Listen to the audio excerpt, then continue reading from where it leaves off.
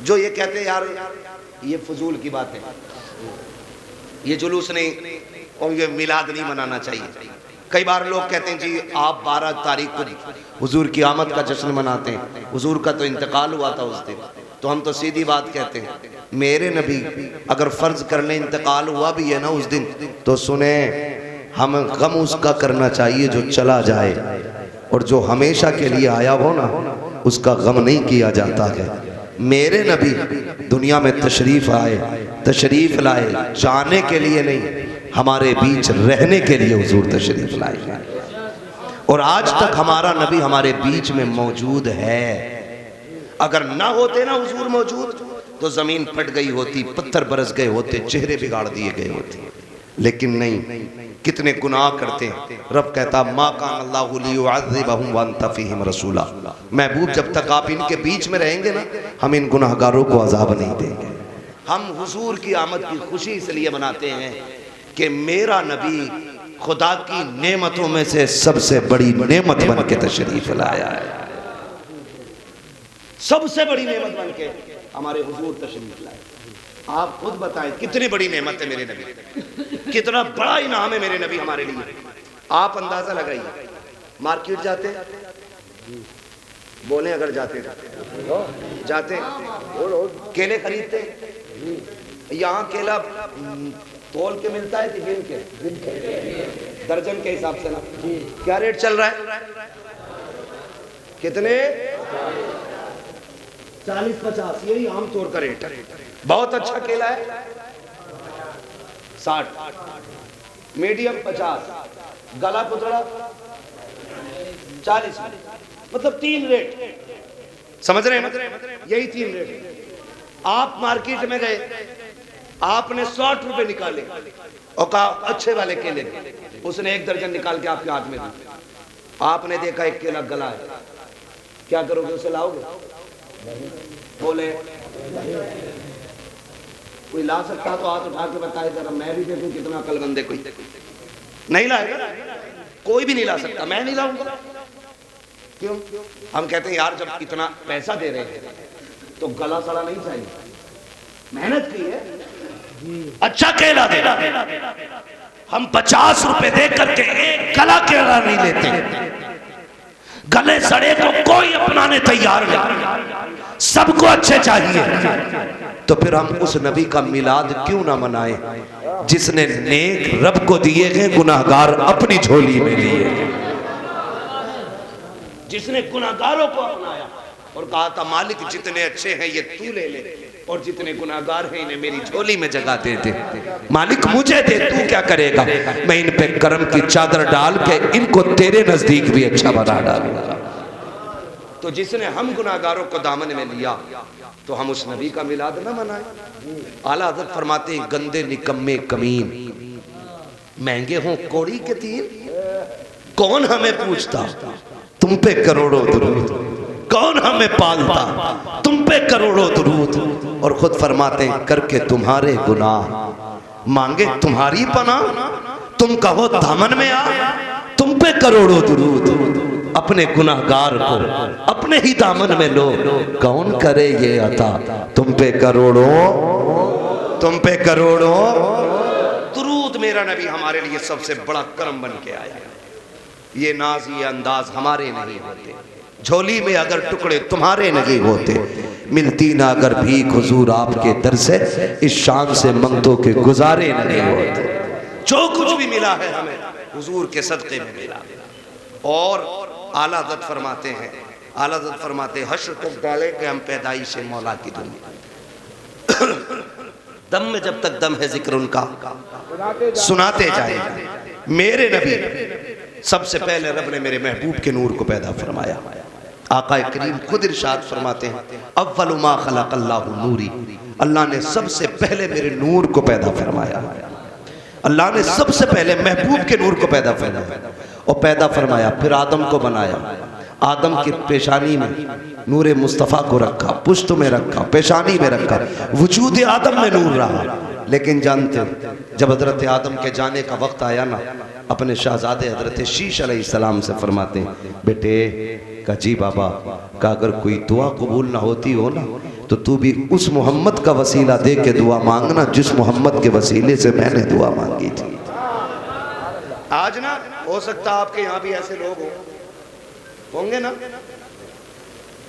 जो ये कहते हैं यार ये फजूल की बात है, ये जुलूस नहीं और ये मिलाद नहीं मनाना चाहिए। कई बार लोग कहते हैं जी आप 12 तारीख को हुजूर की आमद का जश्न मनाते हैं, हुजूर का तो इंतकाल हुआ था उस दिन। तो हम तो सीधी बात कहते हैं, मेरे नबी अगर फर्ज करने इंतकाल हुआ भी है ना उस दिन, तो सुने हम गम उसका करना चाहिए जो चला जाए, और जो हमेशा के लिए आया हो ना उसका गम नहीं किया जाता है। मेरे नबी दुनिया में तशरीफ आए, तशरीफ लाए जाने के लिए नहीं, हमारे बीच रहने के लिए हुजूर तशरीफ लाए, और आज तक हमारा नबी हमारे बीच में मौजूद है। अगर ना होते ना हुजूर मौजूद तो जमीन फट गई होती, पत्थर बरस गए होते, चेहरे बिगाड़ दिए गए होते, लेकिन नहीं। कितने गुनाह करते हैं। रब कहता मा कान अल्लाहु लियुअज़्ज़िबहुम व अंत फीहिम रसूला, महबूब जब तक आप इनके बीच में रहेंगे ना हम इन गुनाहगारों को अजाब नहीं देंगे, अजाब नहीं देंगे। किसके वजह से? हुजूर की वजह से अजाब नहीं मिल रहा है। तो बताओ उस नबी का मिलाद क्यों ना मनाया जाए जिसकी वजह से चेहरे भी सलामत हैं, वजूद भी सलामत हैं, घर भी सलामत हैं, रिश्ते भी सलामत हैं। लोग बातें करते हैं क्यों मनाते हो उनका मिलाद।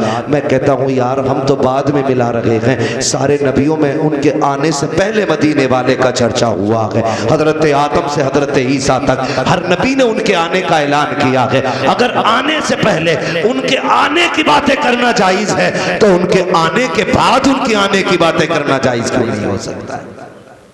क्यों नहीं मना सकते? तो ये फजूल की बातें फरमाया गया। यहां तक रिवायतों में आया जो हुजूर की विलादत पे 1 रुपया खर्च करेगा अल्लाह उसे हजरत अबू बकर सिद्दीक के साथ जन्नत में दाखिल फरमाएगा। यहां तक भी रिवायतें मिलती हैं। ठीक है जी, अगर कोई कहे ज़ईफ है तो फजाइल में है, अकाइद में तो है नहीं, मगर है तो फजाइल में। ये रिवायत हुई इस तरह की मिलती है। मगर मेरे भाई चूंकि अब एक बात बताइए, हमारे घर बेटा पैदा हो 1 साल उम्र हो जाए फिर क्या हो? अब तो चच्चा का भी मनाया जा रहा है। हाँ वो कहते हैं ना मुंह में दांत नहीं पेट में हाथ सलामत है, और बट्टे पे ना गुब्बारा लेकर हंस रहा, हाथ कांप रहे हैं। क्या मसला? 51वां जन्मदिन, हाँ शतक होने वाला, बहुत उम्र पाई है जी, बड़े बड़े बहुत बड़े हम।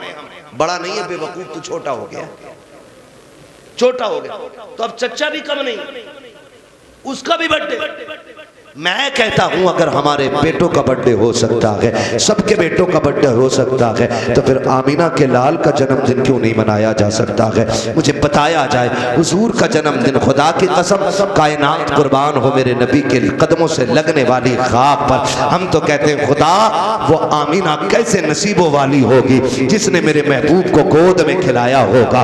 उस आमीना के मुकद्दर कैसे होंगे जिसने कभी जुल्फों में हाथ डाले होंगे, जिसने कभी महबूब को सीने से लगाया होगा। आज जाओ मदीना शरीफ जाकर के देखो, लोग हुजूर के रोजे पे जाते हैं, चालियां देख के तड़प जाया जा करते हैं। कितने लोग तो ऐसे हैं मस्जिद नबवी से लिपट के रोया करते हैं, कोई महराब से लिपट के रोता है, कोई मिंबर पे गिर के रोता है, क्योंकि हुजूर की याद आ रही है, सोच के रो रहे हैं इस पे मेरा नबी बैठा करता था या मेरे आका चला करते थे। और यार हम उस जमीन से इतना प्यार करते हैं जिस पे आका चलते थे। तो बता जिस आमीना की गोद में मेरा नबी जलवगर हुआ हो, जिसने गोद में खिलाया हो, हम उस आमीना से कितना प्यार करते होंगे। नज्द की बदमाश औलादों ने कहा नबी के माँ बाप जहन्नमी है, नाऊज़ु बिल्लाहि मिन ज़ालिक। ये कहते हैं नबी के माँ बाप जहन्नमी है, हम कहते हैं लानत हो तुम पे, तुम जिन्हें जहन्नमी कह रहे हो वो जहन्नमी नहीं, उन्होंने महबूब को जन्म दिया है, रब ने उन्हें जन्नत का मालिक बना के पैदा फरमाया। सुभान अल्लाह, सुभान अल्लाह। वाह, एक झगड़ा तोड़िए, एक हंगामा मैचर हो तो भूलूं उसको, सैकड़ों बातों का रह रह के ख्याल आता है। बात लंबी होगी, सुने मैं बहुत ज्यादा लंबी बात नहीं करना चाहता। सैयदा आमिना फरमाती बरकत थे हम अपना घर सजाते हैं क्या नहीं? कितने लोगों ने झंडे लगा दिए, हाथ उठा के बता दो। नहीं सबके नहीं लगे, मस्जिद में कोई झूठा हाथ नहीं उठाएगा। और यहाँ शान शौकत का कोई मसला नहीं, जो बात सच्ची है बस वही करनी, ठीक है जी। जो लोग रह गए अल्लाह करे सारे झंडे लगाए हुजूर की आमद का। क्यों क्यों बता दूं? साइकिल का झंडा लगा होता है ना, तो लोग कहते कौन सी पार्टी का? समाजवादी। पंजे का झंडा होता तो लोग क्या कहते? कौन सी पार्टी का है? और अगर हाथी हो है? ठीक है जी, सबको पूरा नाम याद नहीं होगा, ठीक है। जिस पार्टी का झंडा होता है बंदा उसी का कहलाता है। साइकिल लगाई समाजवादी कहलाए, आपने फिर पंजा लगाया कांग्रेस कहलाए, हाथी लगाया बसपा कहलाए, कमल लगाया बीजेपी कहलाए। मैं कहता हूं हुजूर की आमद का झंडा लगाओ, मोहम्मदी कहलाते रहोगे, हुजूर वाले कहलाते रहो। ये झंडा लगना चाहिए। अब कहते झंडे की जगह दुपट्टे ही ला देते गरीबों को। मैं कहता हूँ ला, अगर तेरी अम्मा पे दुपट्टा ना हो बता सुन्नियों को। हम बरेली वाले, हम झंडा भी लगाएंगे, गरीबों का दुपट्टा भी बनाएंगे। तुझसे किसने कह दिया हम इतने खाना खराब थोड़े ही है कि दुपट्टे काट के झंडे बनाएंगे? अल्लाह का शुक्र है हम तो रियाल पे नहीं, आमिना के लाल के करम पे पलते हैं। और ये कहते हैं तेरे टुकड़ों पे पले गैर की ठोकर पे ना डाल, छिड़कियां खाएं कहां छोड़ के सदका तेरा तो झंडा लगेगा इंशाल्लाह। घर सजाओगे, लाइटिंग लगाओगे, सुने मगर खाली अपने घर नहीं लगाएंगे।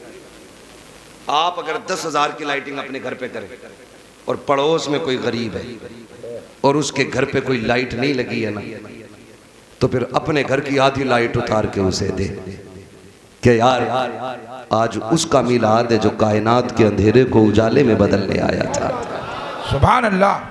उजाला मेरे ही घर नहीं होना है, उजाला तेरे घर भी होना है, तेरे घर भी होना है। और जब 12वीं का दिन आ जाए पूरा मोहल्ला तलाश करो, फिर साथ ना देखना, धर्म ना देखना, मजहब ना देखना, किसी भी कौम का भूखा मिल जाए उठा के खाना खिला, रास्ते रोकते रखे, क्या तुम हमें भी खिलाओगे? कह देना यार चुप करके खा ले, आज बात मेरी नहीं है, बात आमीना के लाल की है, आज उसका मिलाद है जो अपने तो अपने दुश्मनों को भी सीने से लगाने के लिए दुनिया में। सुभान अल्लाह, सुभान अल्लाह, वाह।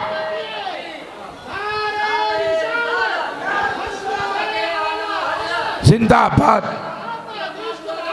आला हजरत आला, जिंदाबाद जिंदाबाद। तवज्जो है सारे लोगों करेंगे इंशाल्लाह जो भी बने हुजूर के नाम। लोग कहते हैं यार मुझ पर पतीला बनाने कुछ नहीं था। मैं कहता हूँ मत बनाना पतीला। रब ने 5 रुपए दिए पार्ले का पैकेट में, वो ही लेके खड़ा हो जाओ। 5 रुपए का पार्ले का पैकेट लेके खड़ा हो जाओ, हुजूर के नाम पे 5 बिस्किट बांट दे। कोई देखे न देखे, आमिना का लाल देख रहा है। वहां कसरत नहीं, वहां नीयत देखी जाती है, वहां नीयत देखी जाती है। किसी पे 50 लाख है और उनने एक भगोना बिरयानी का बना दिया तो क्या खाक बना दिया? और किसी के पास 10 ही रुपए थे, उसने वही लुटा दिए, तो उसने सब कुछ हुजूर के नाम पे लुटा दिया। किसी ने हातिम ताई से कहा था, हातिम ताई बताना तेरी सखावत के बड़े चर्चे, क्या तूने खुद से भी बड़ा सखी देखा? उसने कहा हाँ, मैंने एक बच्चे को अपने से भी ज्यादा बड़ा सखी पाया। उसने कहा बादशाह हातिम ताई इतना अमीर और कह रहा मुझसे भी ज्यादा सखी, कौन है वो? हातिम ताई की सुने। हातिम ताई कहता है बात यह है कि मेरा एक दोस्त था, उसका इंतकाल हो गया। मैं उसके घर वालों को ताजियत पेश करने के लिए गया। उसका एक छोटा बच्चा था 10 साल का। उसने मुझसे पूछा बात क्या खाओगे आप? मैंने कहा पसंद है मुझे बकरी का भेजा। उसने कहा मैं 10 दिन उसके यहाँ रहा। उसने 10 दिन मेरे लिए बकरी का भेजा बनेगा। कहने लगा जब आने लगा ना मुझे खून दिखाई दिया। मैंने पूछा खून किसका? कहा रब ने इसे ना 10-20 बकरियां दी थी, इसने सारी तेरे लिए ज़िबा कर डाली, अब इसके पास कुछ भी नहीं बचा। उसने कहा यार अगर मैं जमानों को लाखों रुपए बांटता हूं ना तो फिर भी मेरे खजाने में बाकी रहता है। मैं उस बच्चे को खुद से बड़ा सखी मानता हूं कि जिसने अपना सारा ही उठा के मेरे लिए खर्च कर डाला था। मैं ये कहता हूं मामला ये नहीं है किसने 50 दिए, मसला ये है कि किसने अपने पास कितना रोका है। दौलत हजरत उस्मान गनी से कम थी या ज्यादा, लेकिन अबू बकर लेके सारी आ गई। आज सारी गए थे, उमर ने आधी ली थी, हजरत अबू बकर सिद्दीक ने सारी ली थी, यहाँ तक के कपड़े भी उतार दिए थे, बटन और सारे सब खोल के हुजूर के लिए रख दिए, टाट पहना, कांटों से उसको बंद लगाए, हुजूर की चौखट पे खड़े हुए हैं। इतने में जिब्रील आ जाते हैं। मेरे नबी ने जिब्रील को देखा। जिब्रील क्या मामला है, टाट के लिबास में क्यों हो? कहते हैं आका आज जिब्रील से ना पूछे, जो अबू बकर ने पहना है वही अर्श के सारे फरिश्तों ने पहन रखा है। क्या बात है, वाह। तो मसला ये नहीं है किसने कितना दिया, मसला ये है कि बचाया कितना है। तो अगर आपके पास पतीले के पैसे ना हो ना, डेक के 5 रुपए हुजूर के नाम पे बिस्किट बांटो, कुछ भी ना हो, पानी लेके खड़े हो जाए, वो ही पिलाओ। मेरे हुजूर की विलादत का दिन, मेरे पास कुछ भी नहीं, मैं आका के नाम पे पानी बांटूंगा, बांटो पानी। फिर अल्लाह कितनी बरकतें अता करता है।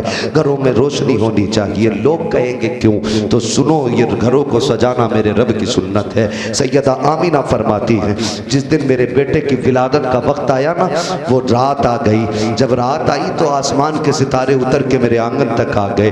डरने लगी कहीं ये मेरे घर में गिर ना जाए। मैं मुख्तसर अंदाज में बयान कर रहा हूँ, कहीं वे गिर ना जाए मेरे घर में। का इसी डर से मैं परेशान थी। थोड़ी देर गुजरी, मेरे घर में उजाला हुआ, कुछ औरतें दाखिल हुई, वो मेरे पास आई, जन्नती हूर आई, उसने मुबारकबाद दी। अल्लाह अकबर खुद फरमाती हैं, फखरजा मिन्नी नूर। फिर मेरे बेटे की विलादत बासआदत हो जाती है, मेरे बदन से नूर निकल आया। मैंने अपने शहजादे को देखा। फरमाती मेरा शहजादा बड़ा अनोखा, बड़ा निराला। जाओ दुनिया देख करके आ जाओ। किसी भी माँ को अल्लाह औलाद देता है, किसी की गोद सजाई जाती है तो हर माँ की ख्वाहिश होती है अपने बच्चे को देखे वो है कैसा, उसकी आंखें कैसी हैं, उसका चेहरा कैसा है, लबो रुखसार कैसे हैं। सैयदा आमीना फरमाती हैं, मैंने भी देखा, देखो मेरा लाल कैसा है, इसकी आंखें कैसी हैं, इसकी जुल्फें कैसी हैं, इसका चेहरा कैसा है। फरमाती हैं जब मैंने अपने बेटे को देखा, कहती मेरा बच्चा सारे बच्चों से जुदा है। मैंने कहा आमीना क्या लगा? कहती जब मैंने लाल की आंखों में देखा ना, मेरे बेटे की आंखों में सुरमा लगा हुआ था। जब दुनिया में आ रहे हैं आंखों में सुरमा लगा के आ रहे हैं। कहती है मदहूनन, मेरे लाल के बालों में तेल भी पड़ा हुआ है। मगसूलन, गुस्ल करके तशरीफ ला रहे हैं। मखतूनन, खतना शुदा पैदा हो रहे हैं। मकसूरन, मेरे लाल का नाफ भी कटा हुआ है। मगसूलन, गुस्ल करके तशरीफ लाए हैं। मुअत्तरन, ऐसी खुशबू निकल रही थी कि पूरा मक्का महक गया था। काना साजिदा, आते ही सजदे में सर रखा। मैंने कहा देखूं क्या कह रहे हैं। मैंने कान लगाए, मेरा लाल कह रहा था रब्बे हबली उम्मती, रब्बे हबली उम्मती। जमीले कादरी ने कहा था रब्बे हबली उम्मती। कहते हुए पैदा हुए, रब ने फरमाया कि बख्शा अस्सलातु वस्सलाम।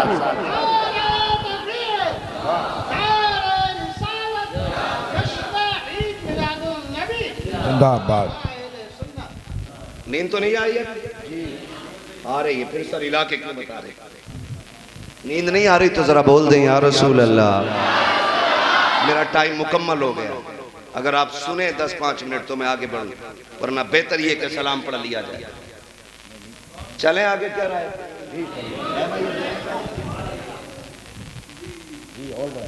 हाँ माशाल्लाह, हमारे मेज़बान गिरामी भी सामने बैठे हुए।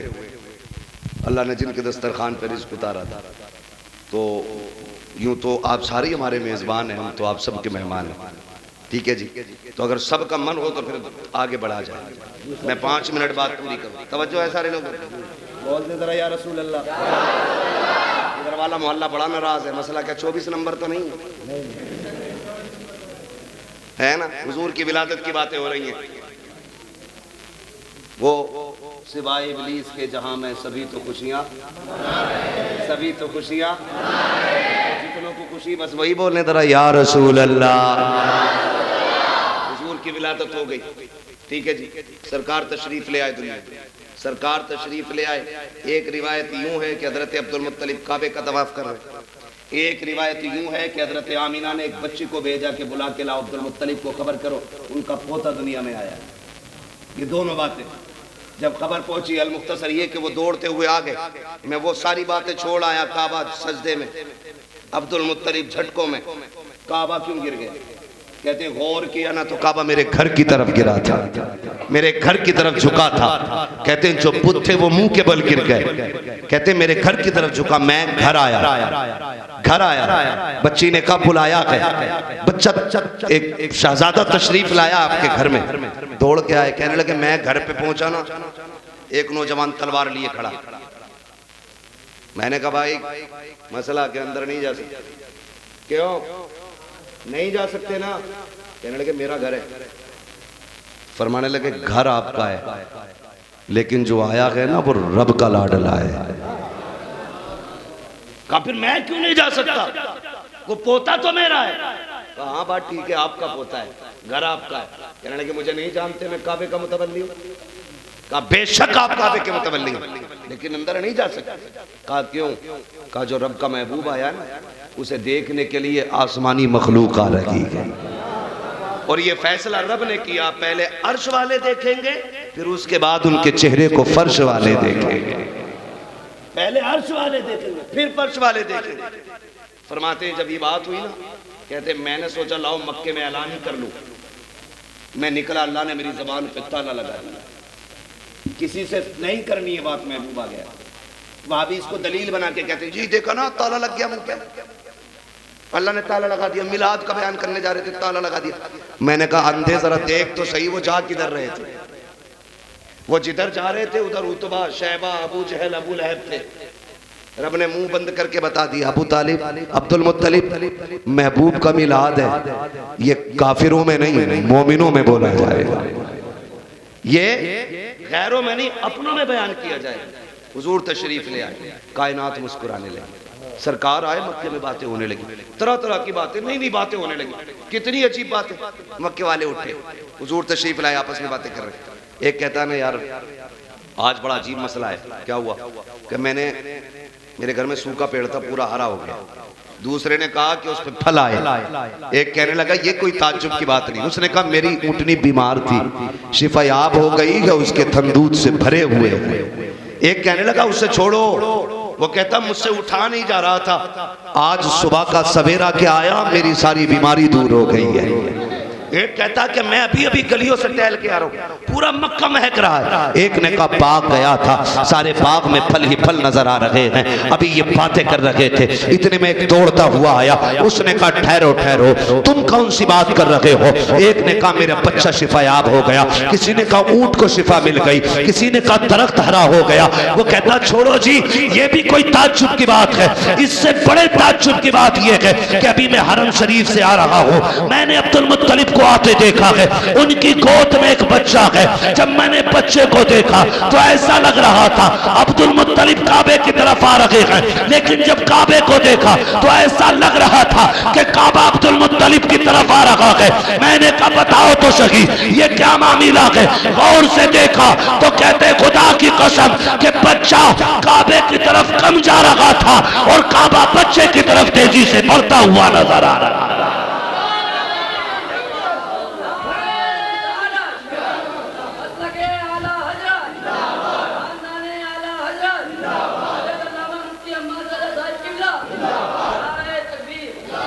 हुजूर तशरीफ लाए, बरेली का इमाम कहता है जिनके सजदे को महराब काबा झुकी, उन भवों की लताफत पे लाखों सलाम। और आगे कहते हैं हाजियो आओ, शहंशाह का रोजा देखो, काबा तो देख चुके, काबे का काबा देखो, काबे का काबा देखो। हुजूर आए, बेटियां मुस्कुराने लगी, हुजूर आए, बाप को इज्जत मिली, हुजूर आए, माओ को इज्जत मिली, हुजूर आए, बेवाओं को वकार मिला, हुजूर आए, औरतों को पैर की जूती समझा जाता था, महबूब ने आके उन्हें घर में इज्जत बना डाला है। ये हुजूर की आबद का सदका है। अब जिन जिन पर मेरे नबी का एहसान है उन पे लाजिम है वो हुजूर के विलादत का ऐलान करे और आका की आमद का जश्न मनाए। मेरे इमाम ने क्या गलत कहा? आप ही तो कहते हैं, इसीलिए तो कहते और तुम पर मेरे आका की इनायत न सही, नजदियों कलमा पढ़ाने का भी एहसान गया। अरे एक झंडा इसीलिए लगा दे कि मदीने वाले ने कलमा पढ़ाया, इसीलिए उनकी विलादत का ऐलान कर दो कि हुजूर ने हमें कलमा पढ़ाया, इसीलिए बना लो, इसीलिए कर लो। मेरे भाइयों लाजिम है, मैंने बरकत के वास्ते हुजूर की विलादत का तज़किरा किया, बरकत के वास्ते हुजूर की आमद की बातें की। अल्लाह हुजूर की आमद के सदक़े में हमें बेपनाह बरकत अता फरमाए। आपसे एक गुजारिश कर जाऊँ, हुजूर आए ना तो बेटियों को जिंदा दरगोर किया जाता है। क्लियर है? किसी को इस पर कोई डाउट जो बात मैंने कही? हुजूर जब आए उस दौर में बच्चियों को जिंदा दफन किया जाता था, बाप को बाजार में बेच दिया जाता था, बाप के मरने के बाद माँ को अपनी बांदी बना लिया जाता था, यानी औरत का कोई भी रिश्ता मोहतरम और मुअज़्ज़म नहीं था। हुजूर आए और मेरे नबी ने फरमाया मेरी फातिमा मेरे जिगर का टुकड़ा है, मेरी बेटी मेरे जिगर का टुकड़ा है। और फरमाया जिसने 3 बेटियों को पाला पोसा बड़ा किया उसे जन्नत की जमानत मोहम्मद देता है। मेरे नबी ने उसकी जन्नत की जमानत का ऐलान किया। आपसे सिर्फ इतना कह के जाऊंगा, आज के बाद कोई भी अपनी बेटी को बोझ न समझे, इसलिए कि बेटियां बोझ नहीं होती हैं, बेटियां बाप का सहारा होती हैं। ये खुल के कह रहा हूं, बेटियां बाप का सहारा होती हैं। इंशाल्लाह कभी मौका मिलेगा ना तो इस टॉपिक पे बात होगी, और या कभी बुलाया आपने और जल्दी मौका दे दिया बात करने का तो मैं फिर बात करूंगा इंशाल्लाह खुल के। वो तो बात ही नहीं हो पाती है, हाँ नहीं हो पाती है ना, यही तो मजबूरी है, क्योंकि मैं बात करने के लायक ही नहीं रह पाता हूँ, कभी सफर में कभी हजर में। बस ये जब तक की कहानी है जब तक खबर में नहीं जा रहे, तो जो है ना सारे लोगों। तो आज के बाद कोई भी अपनी बेटी को बोझ, मेरे नबी ने फरमाया जब कोई चीज तुम बाहर से लेके आओ तो बेटा भी हो बेटी भी हो, फरमाया वो ला के सबसे पहले बेटी के हवाले करो, बाद में बेटे को दो। पहले आका बेटी को देने की बात करते, फिर बेटे को देने की बात करते। आज के बाद पहला हक बेटी का समझा जाएगा, समझेंगे इंशाल्लाह। कई बच्चियों को इसलिए तलाक हो गई कि उनके शिकम से बेटी बेटी है, तो याद रखिए अल्लाह जिनसे राजी होता है उन्हें बेटी अता फरमाता है, और राजी होता है तो फिर बारिश फरमाता है, और राजी होता तो रब मेहमान भेज देता है। ठीक है जी। तो बेटी आना ये खुदा की रहमत का सबब होता है। जिस घर में बेटी आती है, सुनो भाई चंद जरूरी बातें करो, जिन घर में बेटी आती है ना अल्लाह फरिश्तों को मुकर्रर कर देता, जाओ इसके बाप के पास जाओ। फरिश्ते आके बाप के बालों में हाथ डालते और कहते मुबारक हो खुदा की रहमत आई है, तेरा सहारा बन के आई है। सिर्फ बेटी नहीं आई, खुदा का सलाम लेके आई है, सलाम लेके आई है। और फरिश्ते कहते हैं ये पैगाम भी रब ने दिया है कि जाओ बेटी के बाप से कह दो कि परेशान ना हो, हम इस बेटी के हिस्से का भी देंगे और इसके सदके में तुम्हारे हिस्से का भी रिज़्क़ अता किया। तो बेटी आएगी तो बोझ नहीं समझेंगे। अच्छा ये तो वो जो पैदा होगा, और जो निकाह करके तुम्हारे घर में आई है उसे बोझ समझोगे नहीं। मस्जिद में बैठे हो, सोच समझ के बोलना, बोझ समझोगे उसे नहीं समझना, इसलिए कि वो भी किसी की बेटी है। अगर आप ये चाहते हो कि आपकी बेटी किसी के घर में खुश रहे, आप दूसरे की बेटी को इज्जत दो, अल्लाह आपकी बेटी को इज्जत अता फरमाएगा। 2 हो गई। तीसरा रिश्ता आता है माँ का। किसका? माँ पे आके बड़े साइलेंट हो गए। बीवी के आगे तो रोटी उठाने की बात नहीं कहूंगा। कौन सा रिश्ता? माँ का रिश्ता। इस रिश्ते को भी मेरे नबी ने वकार बख्शा। तो याद रखिए आप पर लाजिम है कि आप माँ को भी उसका कायम मकाम इज्जत दें और बीवी को भी उसके लायक इज्जत दी जाए, ये लाजिम है। आप एक दूसरे के खिलाफ उनके बीच आग लगाने का काम न करें, उनके बीच आग बुझाने का काम करें, यह आपकी जिम्मेदारी बनती है। फरमाया गया माँ और बीवी के दरमियान आप जो है आग न बने जी, उनके बीच का पुल बने जो दोनों को एक कर दे। कभी बीवी से माँ की बुराई ना करे और माँ से बीवी की बुराई ना करे, एक दूसरे की अच्छाई बयान करें। और माँ से भी बैठ के कहे माँ तू इसे बेटी कह, ये तुझे माँ कह के आवाज देगी। ये रिश्ते आपको कायम करने। और अब्बा का भी थोड़ा बहुत ख्याल रखना, कतई नहीं रखते। गाड़ी लिया तो कह रहा मेरी माँ की दुआ, गेट लिखवा रहे, बिल्डिंग बना ली, अम्मा की दुआ। जिस ट्रक के पीछे देख लो लिख रहा ये मेरी माँ की दुआ, जिस टेम्पू के पीछे देख लो लिख रहा माँ की दुआ, ठंडी हवा। क्यों? अब्बा बदुआएं करता रहा। मोटरसाइकिल लाया, प्लेट पे लिखवाया पड़ा माँ की दुआ जी। क्यों? अब्बा ने पूरी जिंदगी तुझे बदुआएं दी। वो कह रहा माँ की दुआ ठंडी हवा। क्यों? अब्बा हमेशा अंगारे फेंकता रहा। जो अम्मा की दुआ ठंडी हवा हो गई। याद रखिएगा, आपकी कामयाबी में ना, आपकी कामयाबी में 10% अगर आपकी मेहनत है ना, तो 90% बाप के खून के जले हुए कतरों का रंग शामिल होगा। इसलिए बाप का एहतराम करना आप पे लाजिम है। कद्र करें अपने बाप की। गर्मी आ रही है, किसी भी अब्बा से पूछ लियो लड़का क्या कर रहा भाई, खुश रख रहा ना, तो अगर सलाम भी नहीं कर रहा ना बेटा, तो अब्बा फिर भी कहे भाई जैसी औलाद अल्लाह ने मुझे दी ऐसी सबको दे। क्यों? वो नहीं चाहता मेरे बेटे की कहीं रुसवाई हो, वो नहीं चाहता मेरे बेटे को कोई जलील करे, वो नहीं चाहता मेरी वजह से मेरे बच्चे की गर्दन झुक जाए। जानते हो ऐसे बच्चों की सच्चाई कब दिखती है?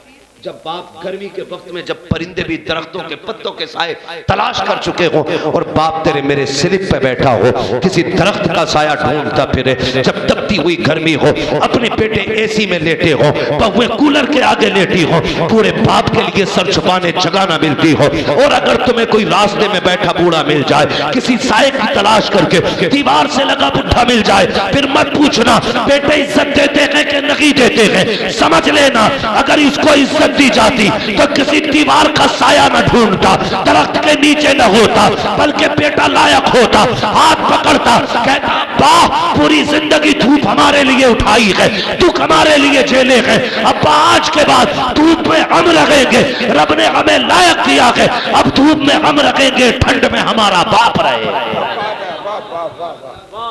अपने बाप को ठंडी एसी में बैठा, फिर देख मरने की देर होगी, खुदा की कसम किधर तख्ते बाद में लगेंगे, अल्लाह जन्नत से ठंडी हवा के इंतजाम पहले फरमा देगा। सब रखा रह जाएगा, सब कुछ काम नहीं आना। करोड़ छोड़ के जाओगे तो बच्चे डांस करेंगे, 2 करोड़ छोड़ के जाओगे तो मुजरे करेंगे, और छोड़ के जाओगे तो अय्याशी करेंगे, कोई तुम्हारी खबर पे आके घी के चिराग नहीं जलाएगा। याद रखना मेरी बात, बाप की छोड़ी हुई दौलत को औलाद वाले गनीमत समझती है, उस पे ऐसे टूट के पड़ते हैं जैसे जंग फतह करने वाले लोग माले गनीमत छीनते हैं। धोखे में मत आना, हुए नाम पर बेनिशां कैसे कैसे, जमीन खा गई आसमां कैसे कैसे, बड़ी बड़ी तोपें चली गई, बड़े बड़े तूफान चले गए, ताकतवर भी हमने देख लिए, दौलत वाले भी देखे। कब्रिस्तान जाके देखो, जहां ठेला चलाने वाला है वहीं पे हुकूमत करने वाला लेटा है, जहां पे झाड़ू लगाने वाले की कब्र है वहीं पे विधायक की कब्र है, वहीं प्रधान की कब्र है, वहीं मंत्रियों की कब्रें बनी हुई है, किसी की कब्र में 4 चांद नहीं है, कोई निशान किसी की कब्र का नहीं है, आज कोई पूछने वाला नहीं है। अपने हिस्से से काम कर जाओ, अपने माँ बाप को राजी कर जाओ, इनकी खिदमत कर जाओ, खुदा की कसम कोई दुआ करे ना करे, अल्लाह तुम्हारी कब्रों को जन्नत की क्यारियों में से क्यारी बना डालेगा। आप क्या है बता ही नहीं, बता ही नहीं अब्बा, मतलब ही नहीं, माँ को मतलब नहीं। मेरे नबी से पूछ, अभी दुनिया में बदाही तशरीफ नहीं लाए, माँ के शिकम में बाप का इंतकाल हो गया, बाप का इंतकाल हो गया, 6 महीने की 6 साल की उम्र शरीफ हुई, जिसमें 4 साल हजरत हलीमा सादिया के पास में। कितने साल? जोर से 4 साल हलीमा सादिया के पास, 2 साल अम्मी के पास रहे, और 6 साल की उम्र में हजरत आमीना का भी विसाल खत्म। दादा ने पाला, 8 साल की उम्र में दादा का इंतकाल, चचा की किफालत में आ गए, फिर हजारों सितम, हजारों जुल्म, सबका खामोशी से आपने बर्दाश्त किया, फिर सहारा देने वाली खदीजा भी, और रहमत बन के आपके ऊपर साया करने वाला चचा भी गया। सारे चले गए, मेरा महबूब तन्हा। फिर वो दिन भी आया कि मेरा नबी 63 साल जिंदगी में जब हज्जतुल वदा से लौट रहा है, सहाबा से कहते तुम चलो, मुझे माँ की कब्र पे जाना है। सहाबा कहते हैं हुजूर क्यों? कहने लगे आज मुझे माँ की याद आ रही है। बता, जिब्रील जिनका दरबान हो, फरिश्ते जिसकी चौखट पे खड़े रहते हो, वो कहता मुझे माँ की याद आ रही है। फिर बता माँ की अजमत को कौन समझ सकता है? मेरे नबी पूरी जिंदगी माँ को याद करके रोए। और चचा साथ चलते थे ना, मेरे हुजूर बाजू पकड़ के पीछे कर देते थे और कहते थे चचा आप पीछे न चला करो, आप आगे चला करो। किस लिए? कल लोग कहते हैं आपकी शक्ल मेरे बाप से मिलती है, जब आप पीछे होते हो तो मुझे ऐसा लगता है कि मेरा बाप मेरे पीछे चल रहा है। मुझे बता, जो चचा का इतना एहतराम करता हो वो अपने बाप से कितनी मोहब्बत और उसकी कितनी इज्जत करता हो। आज नहीं करते। खुदारा 12वीं का पैगाम ले जाओ, माँ की भी इज्जत करेंगे, बाप का भी एहतराम करेंगे इंशाअल्लाह। इंशाअल्लाह वादा करेंगे इंशाअल्लाह। जितना हो सकेगा उन्हें राजी रखने की कोशिश करेंगे इंशाअल्लाह। हम चाहेंगे अल्लाह हमसे हमारे माँ बाप राजी रहे, हम आखिरी दम तक उनकी खिदमत कर सके, जितना हो सके हम उन्हें राजी रखने की कोशिश करें। इसलिए कि मेरे नबी ने फरमाया जब बाप राजी होता है तभी खुदाए पाक राजी होता है। जिससे बाप नाराज होता है उससे खुदाए पाक नाराज होता। और मेरे नबी ने फरमाया अल जन्नतु तहत अक़दामी उम्महातिकुम, जन्नत तुम्हारी माओं के कदमों के नीचे है। जन्नत चाहिए माँ बाप को राजी रखे। फरमाया गया वमा अरसलनाका इल्ला रहमतल लिल आलमीन, महबूब हमने आपको सारे जहान के लिए रहमत बना करके भेजा। हुजूर कायनात के लिए रहमत बन करके आए, सब के लिए रहमत बन करके आए। फरमाया आप वो हर आलम की रहमत थे, किसी आलम में रह जाते ये उनकी मेहरबानी थी कि ये आलम पसंद आया। बस जो हुए अगला तुमको माफ फरमाए रब्बे कायनात। जिंदगी ने दिया साथ, फिर होगी मुलाकात, चमन रहा फूल खिलेंगे, जिंदगी रही फिर मिलेंगे। मुसाफिर हैं हम भी, मुसाफिर हो तुम भी, किसी मोड़ पर फिर मुलाकात होगी। फकीरान आए सदा कर चले, सदा खुश रहो ये दुआ कर चले। सारे लोग कलमा शरीफ पढ़ लीजिए, ला इलाहा, और जोर से ला इलाहा, और जोर से ला इलाहा मुहम्मद रसूलुल्लाह। बस अब इंशाअल्लाह